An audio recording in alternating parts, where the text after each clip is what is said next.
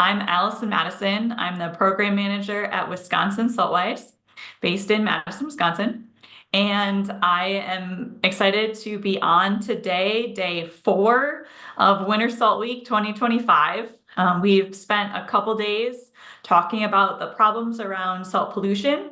Yesterday, if you were able to join in, we had a variety of people, some frontline workers in public works, some people a little bit more on the policy side, implementation side, talking about some of the best practices that are out there for smarter salting, practices and technologies that have enabled agencies to drop their salt use 25, 35, sometimes even 50+%. So there's a lot of what I like to say kind of low-hanging fruit here in the world of winter maintenance, of salt use, now that we see that, salt is a problem. And I'm excited today to have not one, not two, but 3 panelists to talk to you about some policy solutions that are working across the country. So we have Ted, who's going to kick us off here from New Hampshire. Kara will speak about a program in Ohio, and Brian will kind of close us up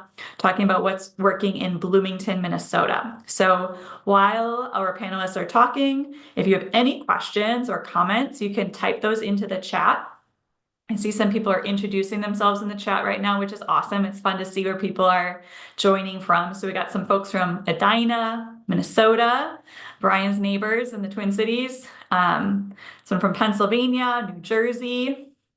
And I'm going to put my email in the chat right now, wisaltwise@gmail.com. If the chat doesn't work for any reason, you can always email me your questions there. So with that, Ted, I'm going to turn it over to you, and I'm going to pull up our slides here. So give me a second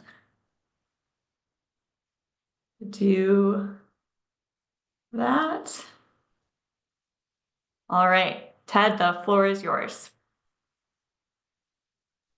Excellent. Do I have okay sound here, Allison? Great. All right.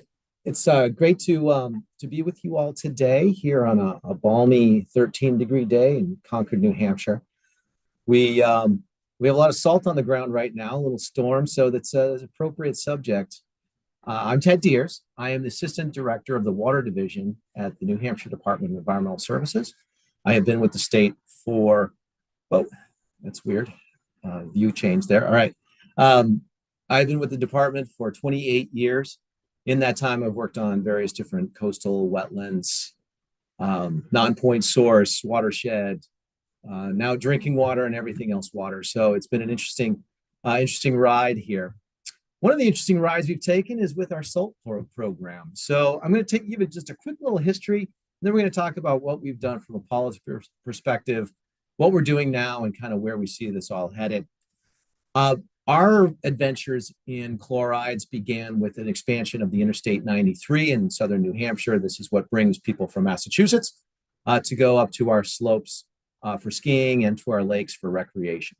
So this is an important highway, and in the early 2000s, there was a proposal to expand it by doubling it, basically going from 2 lanes each way to 4 lanes each way, which would create a lot more salt. We identified some chloride problems in some of the small streams and tributaries in the southern part of the state along that corridor. So in order to move forward, we had to create a TMDL, total maximum daily load, which for the uninitiated is basically a diet, a pollution diet. It says what you got and how low you need to go to meet water quality standards. In that experience, what we found is that the highway, the state highway itself, which is the graphic that you see in front of you, is only 9% of the load of chlorides. Municipal roads, a little bit more, with 27%, but the vast majority coming out of the private sector. So in order to implement the TMDL, what we did was we essentially created a training program. Next slide, please.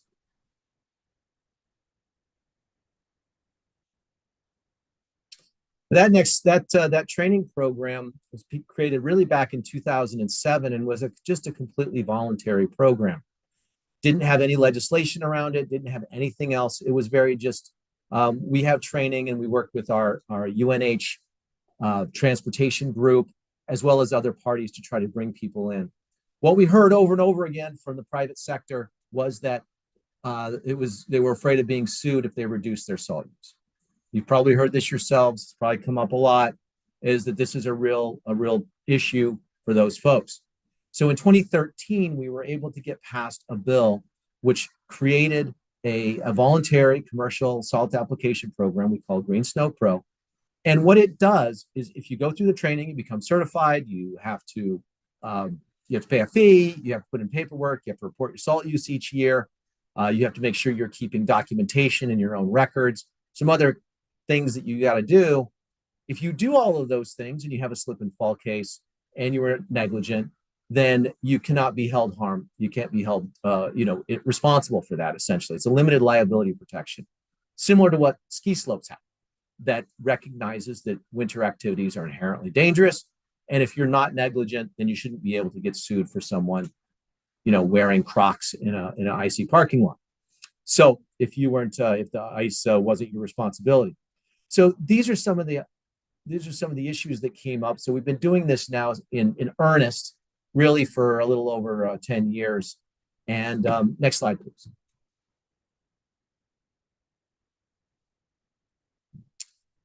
Like I said, what you're able to get is, if you go through the training, you get your certification, you should have limited liability. This was never tested until recently. So we had a court case recently that went all the way up through to the Supreme Court that upheld this idea. We had a very good contractor, had all of their I's dotted, their T's crossed, and they were able to defend against this lawsuit.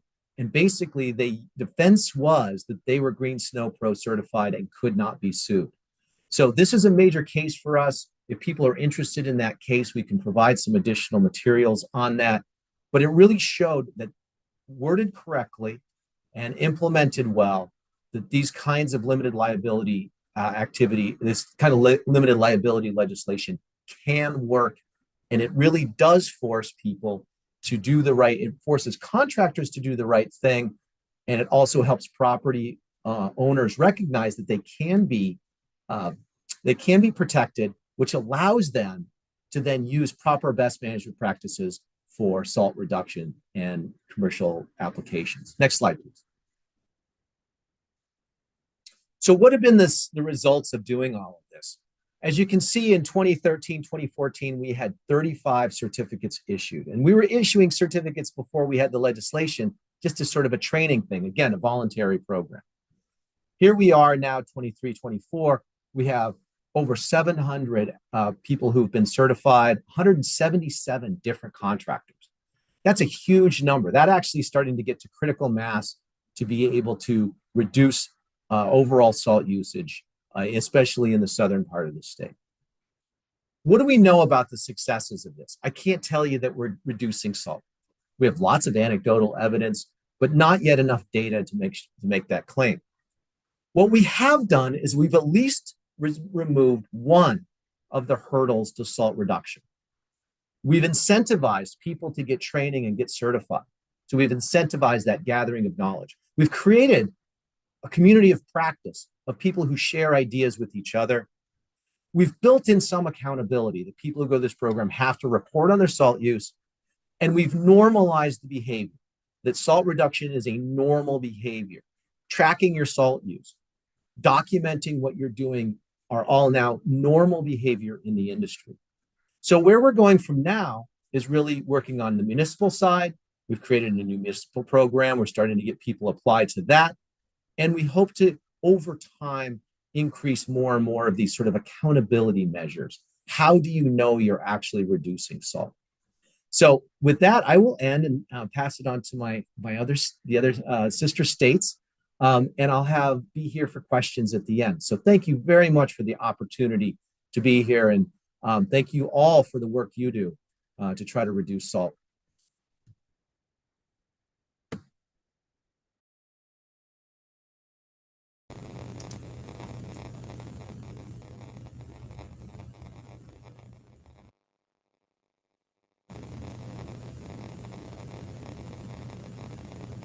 You can start now. Okay, thanks, Allison. Hi, everybody. My name is Kara Hardesty, and thank you again for listening in today. I am an environmental specialist with Ohio EPA Division of Surface Water Non-Point Source Program. Next slide. Thank you. And so a little about our program. Our program supports activities and funding for implementing projects to reduce non-point source pollution impacts. And so chloride reduction fits right in as part of pollutant reduction. And our program administers subgrants that includes federal and state. And for state grants, those are funded by H2Ohio and specifically for our chloride reduction program, which I'm talking about a little more today. That is through the H2Ohio Rivers program. Next slide, please. So H2Ohio was launched in 2019. It's Governor DeWine's statewide water quality initiative to address complex issues impacting Ohio's waters. And it's a long-term investment to provide Ohioans with clean and safe water. And then the H2Ohio Rivers program was announced in 2023, and it's an expansion of H2Ohio to focus on the health of our large rivers. Next slide. So Chloride Reduction Grant Program was created for road salt management based on growing concern that we were seeing an increase in chlorides in our surface waters and groundwaters. And the objective of the program is to provide financial assistance to local governments to reduce and prevent excessive road salt usage and to adopt salt best management practices. And so grants can be up to $75,000 per community. There is no match required, and they have 1 year to complete the project. And that program was then folded into our non-point source program, and we get intra-agency support. Next slide. So more about the projects that are funded through this program. That includes upgrades to salt facilities and/or salt equipment. And they also need to demonstrate how those upgrades will reduce salt runoff and/or usage. Next slide, please. So here's an example. Paynesville Township had a great project. They requested to purchase a brine maker system, and they provided a good case. They clearly demonstrated their need, and that included the township wanted to be able to make their own brine, moving them away from rock salt. And they stated clearly how that would upgrade their existing equipment and how that would reduce chloride use and protect their water quality of their watershed. Next, please. And then Village of Monroeville in Huron County, they requested to build a salt building to store their salt. And you can see on the photo on the left how they were storing their salt. It was open and the salt pile was covered with a tarp. So they provided that photo with their application, and they clearly demonstrated their need. They also provided a design for the building and a quote, so that showed they were ready to go, and they were reasonable with their plans and their costs. They only required a fairly simple building, and they actually requested less than the total allowable. Next slide. So we feel our program's been a great success, and we do encourage other states to adopt similar programs. So for 2024 and 25, we have provided over $4.3 million in funding to over 80 communities, and those are located, you can see on the map, in a little over half of all of our counties. And we are looking forward to funding projects in the future. And if you want to learn a little more, you can scan the QR code or go to this website. I think Allison's going to put that in the chat. And that will take you to our non-point source map. And there is a chloride program layer in there that shows you all these sites. And for those projects that are completed, you can click on the point, and that'll take you to a link to a fact sheet to learn a little more about that project. Next, please. So I wanted to share with everyone a little bit of what we've learned. Prepare for a large response. We had an amazing outpouring of response, over 260 applications received in the first round. So, you know, we suggest staying organized and realistic with staff capacity. And the application form, try to keep that as simple as possible. Local government staff may not have a technical background in surface water. A lot of them are even volunteers. So try to limit the technical questions that might not be necessary for review. One example would be hydrologic unit codes. And then as far as review process, know your end goals and your criteria before you start, and clearly express those in your request for proposals. And be realistic with the complexity of your review criteria and variables. And how much can really be quantified and compared. There are many unknowns and variables, for example, in the scale or climate of different communities, that makes it tricky to compare one community directly with another community. An example would be comparing a county to a small village. So we rely more heavily on the quality of those applications and what their proposed upgrade would be for their community, instead of so much of a comparison with other communities. And then planning long-term, try to plan and budget long-term, but it can be challenging. What we've learned, well, for our program, the original funds were part of the state's biennial budget, which has all been allocated. However, due to the success of the project and the strong interest, we are evaluating opportunities for continuing the grant program. Next, please.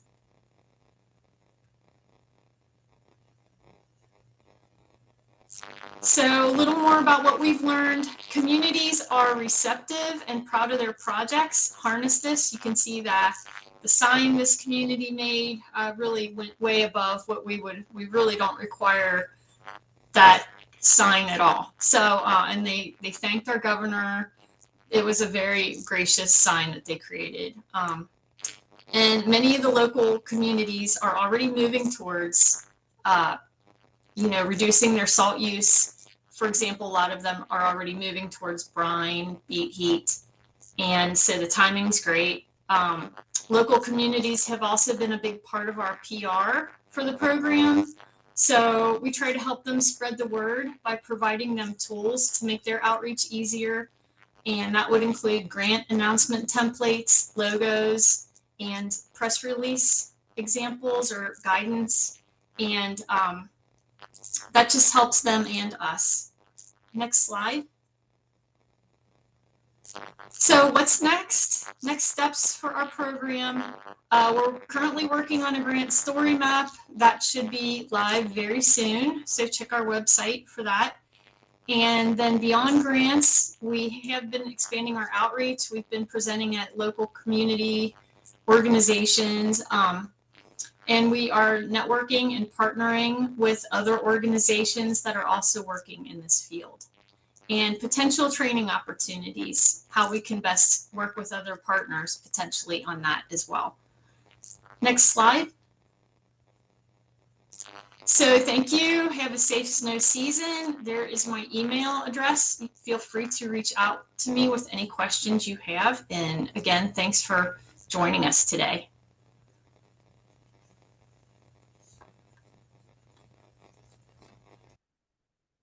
All right, I'm going to jump in here. Again, thank you everybody for joining us today. My name is Brian Greedle. I am with the city of Bloomington in Minnesota, not to be confused with Indiana or Illinois.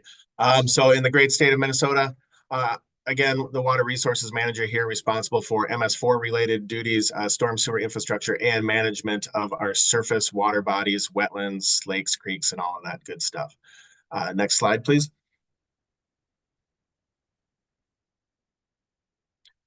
So in Bloomington, we cover about 32 square miles. So we're located just south of Minneapolis on the north bank of the Minnesota River, above the confluence with the Mississippi.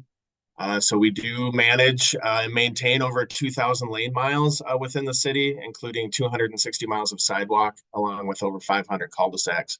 We also have 9 Mile Creek, which flows basically through the center of the city, which is listed by the Minnesota Pollution Control Agency as impaired for chloride. And we have, there is a developed and approved TMDL on that particular water body. So we've been really proactive in our snow and ice management over the years, and we continue to embrace technology and try different practices for our plowing operations. We're actively working at expanding our use of liquids and things of that nature.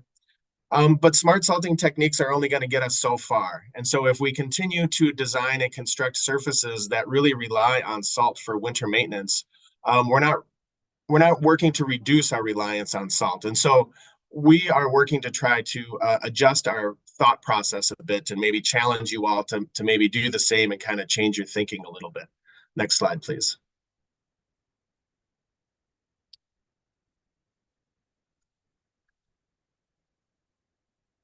So stormwater includes snow and ice. Today is a great example. I know it's 13 or 14 degrees out in New Hampshire, but it's nearly 50 degrees here in Minnesota today. Not that it wasn't about 20 below like maybe a week and a half ago. So we have drainage actively happening out there today. So drainage design, is most often focused on the wet weather months. But like today here in Minnesota, we experience drainage year round, albeit with some different characteristics out there. Next slide, please. And so when it refreezes here later tonight, when it gets colder and it drops below freezing, salt can be a necessary management practice, but it's not necessarily a good one. Most recently, we partnered with Bolton and Mink, so a consulting firm here throughout the Midwest, and really started working on a innovative low salt design program that they have, and they've really kind of challenged our thinking and kind of changed our thought process a little bit. So they invited Bloomington along with a handful of other cities around the metropolitan area to be part of their low salt design pilot program. And so essentially we're treating snow and ice as this component of holistic stormwater management. And so we're trying to have an innovative approach or change the thinking and how we manage these things. So we're not only enhancing safety, but we're also identifying new strategies that can help us continue to contribute to chloride reduction. Next slide, please. And so I think this slide kind of sums it up. So on the far left of the slide in the red, we've got excessive salt use. And then to kind of get to the middle, we use smart salting and other similar techniques to try to only put out the right amount of salt that's necessary, right? And so that will that'll get us so far. But if we start treating winter performance as an equal partner in the design process, I think we can really challenge ourselves to create more effective and environmentally friendly solutions that will further reduce our reliance on salt. So trying to get us more towards that green area. If we reduce our reliance on salt right from the beginning, then it never goes out into the environment to begin with. Next slide, please. And so we're working with our winter attendance and salt elimination plan, our program. It's something that, as I said, Bolton and Mink helped us develop, but it's really, our work includes, trying to achieve different thresholds of safety and accessibility, using our shared landscape out there, looking to achieve further chloride reduction and we understand that we still need to encourage a shift in winter maintenance operations, and that's both on the public and private side of things. Ultimately, using a cohesive winter attendance and salt elimination plan to coordinate efforts across the spectrum of management and policy initiatives, while also, continuing to enhance our own maintenance efficiencies through the use of technology and improved processes. And we also believe that we can enhance winter performance and reduce reliance on de-icing salts through the implementation of low salt design strategies that simply that simply eliminate the need for salt. Next slide, please. So a policy is obviously a powerful tool. It can be used for mitigating winter salt use. Effective policy can really shape project planning. Winter performance considerations and low salt design strategies, can be identified early in the planning process and then incorporated throughout. And so one thing that we've learned through this process is that it's equally important for like us as a city or a regulator, like we need to review our existing codes and standards and identify areas where we may actually be preventing like low salt design strategies. And so it's definitely a two-way street here. Next slide, please. And so when we think about the built environment, including considerations for winter drainage as part of the overall design, is going to further reduce our reliance on de-icing salts. And so, some simple yet effective considerations can include, considering the sun, using the sun to your advantage for the winter, using that solar radiation to help manage snow and ice, to melt that ice off, or not create shadows over areas where you have high pedestrian traffic. Reducing the repeat offenders. So wind, continues to redistribute snow over an area and you have to continue to go out there and shovel it and apply salt. So looking at different factors to reduce the impacts from the wind. Easing snow removal. So this is, I think the easy thing to think about is parking lot islands in parking lots. So often required as part of the design, but can they be set up in a way so the plowing operations can effectively and efficiently remove the snow to begin with from the parking lot rather than relying on salt to melt the snow in the parking lot. Obviously managing meltwater and refreeze. Don't pile your snow at the uphill side of your parking lot and then let it drain across the parking lot, which can result in multiple resalting events. And then ensuring that you're, allocating space for your snow pile storage on your site. Next slide, please. And so this low salt design approach, I think, or we believe, is a kind of a turning point in winter maintenance strategy, treating winter performance as an equal partner in the design process. We think cities and others can create a more effective and environmentally friendly solutions. And so this shift in thinking encourages the integration of winter-specific strategies early on, which can then lead to reductions in chloride usage, while still ensuring that we're meeting our safety goals and protecting public safety. So emphasizing a holistic approach not only helps protect our water resources, but it will also foster innovation in how we manage winter conditions. So with that, I can turn it back to Allison.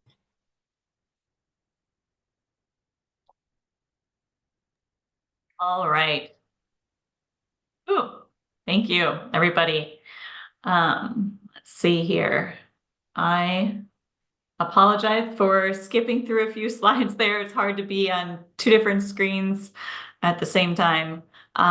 We do have a note that Kara, your audio is coming through like pretty scratchily. If there's a way that, do you have a headset perhaps that you could plug in, make it a little easier for people listening in?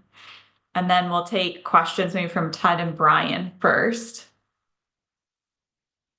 Okay, so let's see here. Go back through the chat. There was a question about recertification, Ted, for the Green Snow program. I said that I think it's a 5-year certification, but do you want to talk a little bit more about like the ongoing professional development and kind of requirements? Sure. Thanks for the question. It's actually an annual recertification. You have to recertify every year. But the training has been on a 5-year rotation. We've now switched that to a full training every 6 years, and then refresher courses every 2 years. So there is a continuing education piece of that. One of the things that we do have is we have a program where, and this is usually applies to larger companies, larger contracting companies, that they can they can get authorized to be their own trainers. So we have found that to be very effective of using our materials, our training materials, which, by the way, we mostly originally stole from the state of Minnesota. So thanks to pollution control in Minnesota, we're now developing our own, just saying. But thanks Minnesota. So we do allow companies to be able to do that. And that has actually really helped with increasing the number of people that get trained. Okay, so just to clarify, the companies get kind of recertified annually as they do their reports and pay that annual fee. But then individuals / maybe like the trainers are going through a full course every 6 years, but every 3 years doing a refresher. Every 2 years they have to have Every 2 years doing a refresher. So, okay, thank you. And now just to note that we don't do any of our own training. All that training is done by third parties, either through UNH and the T² program, or by we have a online program that's been delivered by Smart About Salt Council up in Ontario, and then SIMA has classes as well. I'm going to put some of those links into the chat right now.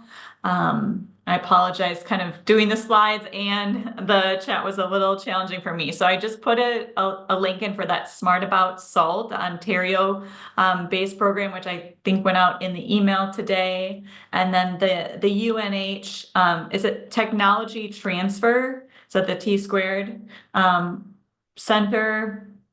I'll put a link in for that. And I'll also put in a link for yesterday's webinar with Scott Kinman from New Hampshire actually teaches some of those classes through UNH. And so that webinar would be another great resource to learn a little bit more about the Green Snow program and training. A follow-up to that, Ted, with Green SnowPro, are municipalities able to be certified? Yeah, so we just passed, well, we had been doing it basically illegally for a while. We didn't have the authority to certify municipalities, but we were doing it. And then one of our attorneys finally caught us on that. So we had to go back to the legislature and ask for authority to do that, which we now have. And so we're now building a program. I think shout out to Phil Sexton, who is one of the, I think, the godfathers of salt reduction. And sort of basing our municipal program has a number of different elements that I think he's been preaching for a while, in which we have kind of a goal, a bronze, silver, gold approach. Municipalities don't need limited liability relief. They already have a little bit of sovereign immunity just by virtue of being state local governments. But we have a number of other places in which municipalities are drawn to this, either to respond to local issues. That's certainly the case with some lake and river pollution. We have permits. Our MS4 permit requires some activities where you have impaired water bodies, and this can count for some of those. And other reasons, esprit de corps, budgets, doing the right thing, progressive communities. There's a number of different reasons why people would want this. And so we now have developed that. Thank you, Ted. We've got some questions here about the Ohio program. So Kara, looks like you're mic'd up here. How did the Ohio project first get started? What was the impetus? Maybe some interest about starting this in other states. Do you have advice for that?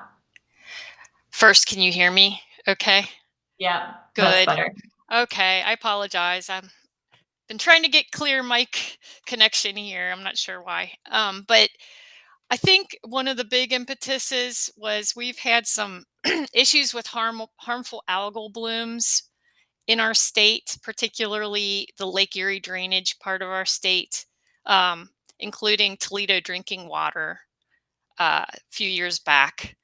And so, it has that impacted public health as well as our environment. And Governor DeWine took that seriously.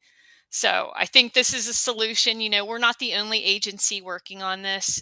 ODNR is also doing some large scale projects, for example, large wetland projects, especially up in that area, to try to help with water quality. And I couldn't really tell you all the multifacets of H2Ohio, but it's pretty expansive. So they have their own website. If you just do an internet search, H2Ohio, you should be able to pull that up. And they have like a story map that'll go through all the different aspects of what they do. But I think the water quality issues back in the late 20 teens was a big part of this. Thank you. We've got some questions, Brian, for you about, let me try to see if I can summarize it. So Minnesota for the parking lot infrastructure designs, is that for new parking lots as they are built? Or is it a kind of municipal-wide attempt to modify, redesign existing parking lots? So currently it's we're just trying to implement it on new parking lots that are constructed. We're not trying to retrofit them right now. Yeah, so as sites, come in, or the city is redoing, parking lots and things of that nature, we are trying to kind of revamp their design a little bit to accomplish, some of those things that I talked about. And kind of follow up for you, Brian, has Bloomington looked at reassessing parking lot size to reduce the number of space, kind of the total amount of impervious surface that would need to be cleared and salted?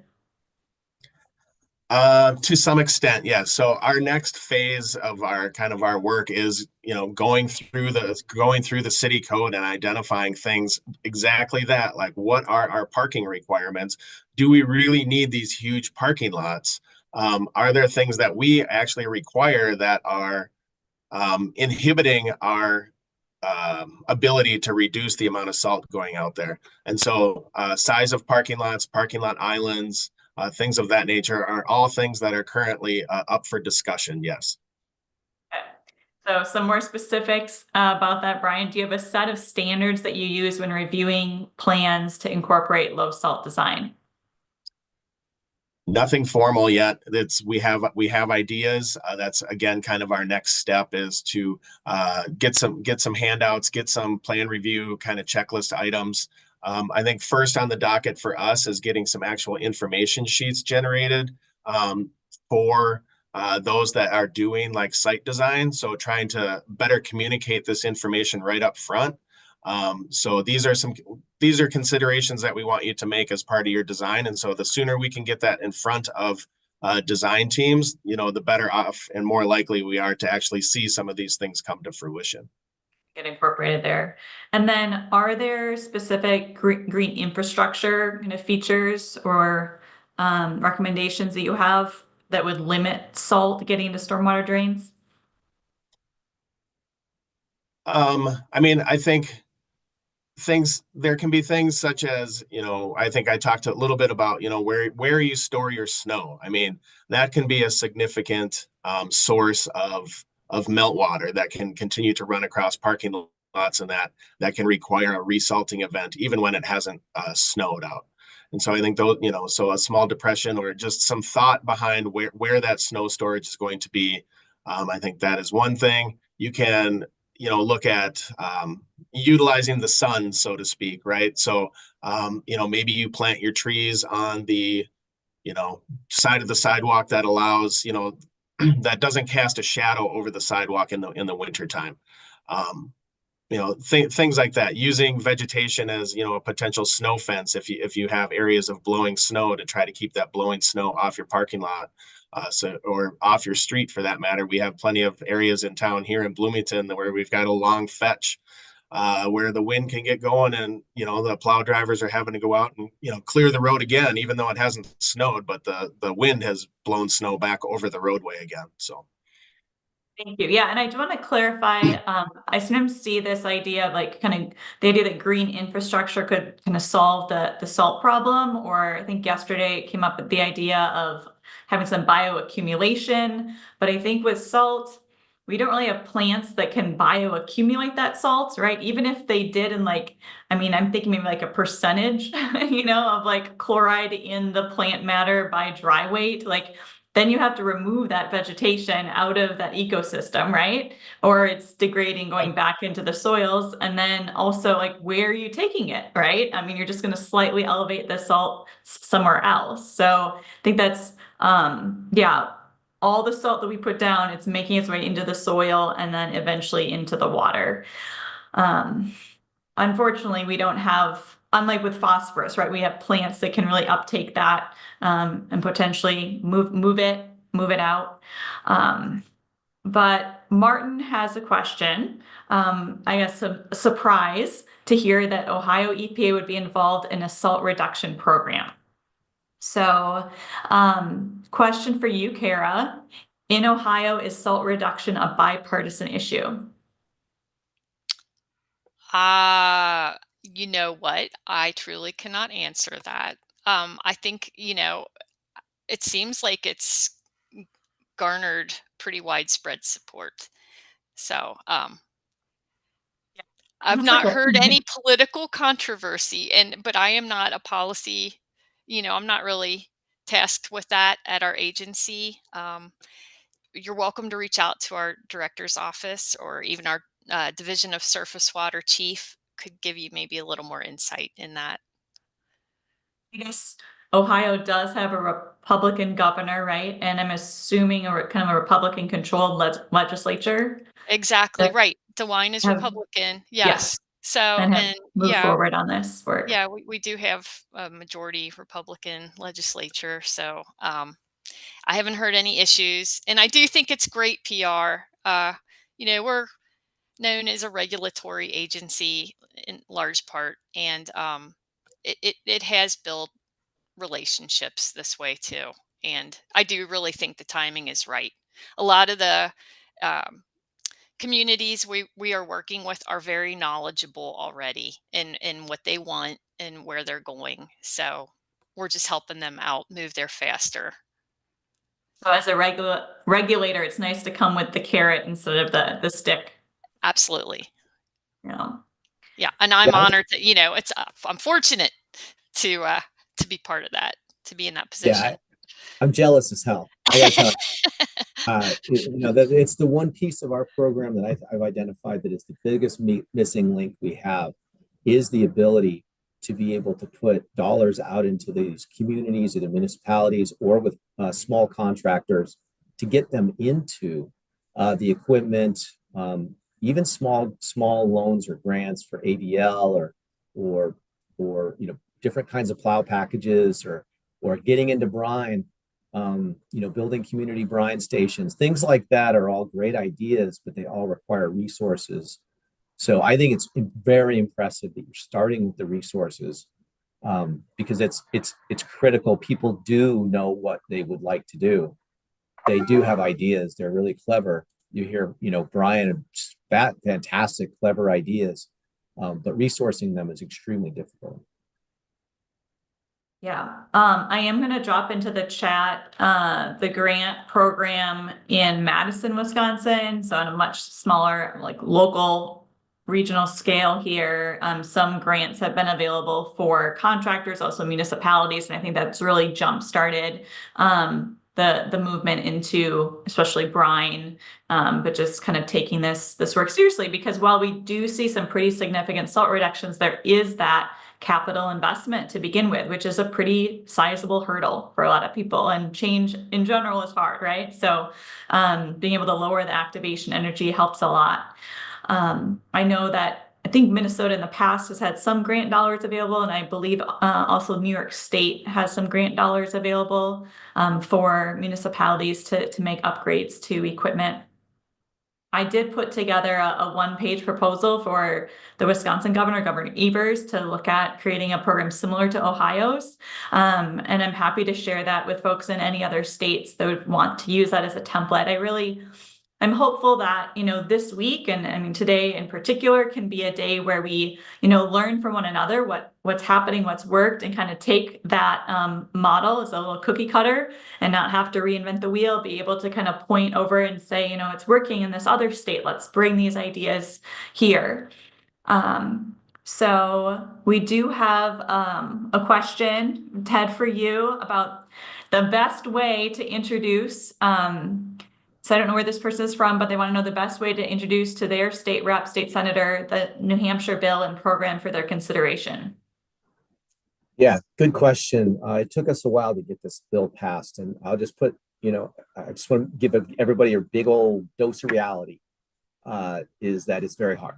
There's one side of the aisle that looks at this as government intervention into the private sector, and the government getting into your truck. The other side, and it requires resources from the government to run a program. The other side looks at this as taking rights away from victims. So that's sort of abhorrent to the other side. So you have that sort of dynamic already you're facing. So the key is to build champions on both sides of the aisle, just like any other piece of legislation. And your true champions are going to come out of those contractors that actually do this for a living, because they really are representing the property owners. They are representing their industry. They know what they're up against. So if you can get that sort of going on one side, and you get the enviros and and people who are worried about infrastructure, especially in municipalities, worried about bridges, worried about the salt impacts of other kinds. If you can get them all sort of going the same direction and understand that this doesn't take away a victim's rights, that it really does give an incentive for people to do the right thing. I think that you can find that there is some common ground, but ultimately it requires a powerful champion. And I think finding that powerful champion that can actually tell the story is really, really helpful. And so you need to find a legislator that has the wherewithal, or a group of legislators that has the wherewithal to get through this. A couple of other issues that'll come up are the urban versus rural issues. That comes up in this conversation. In Minnesota, it's the South versus North. It's the same as it's true in New Hampshire, the South versus the North, or the outside of the cities versus the inside of the cities. These all are things that are surmountable, but you really have to address them and ponder what they really mean for your community. So those are the pieces of advice I have. And then don't underestimate how much effort it actually takes to stand up a new state program. I think that was one of Kara's lessons learned as well, is that the administrivia of running a program takes humans. It takes databases.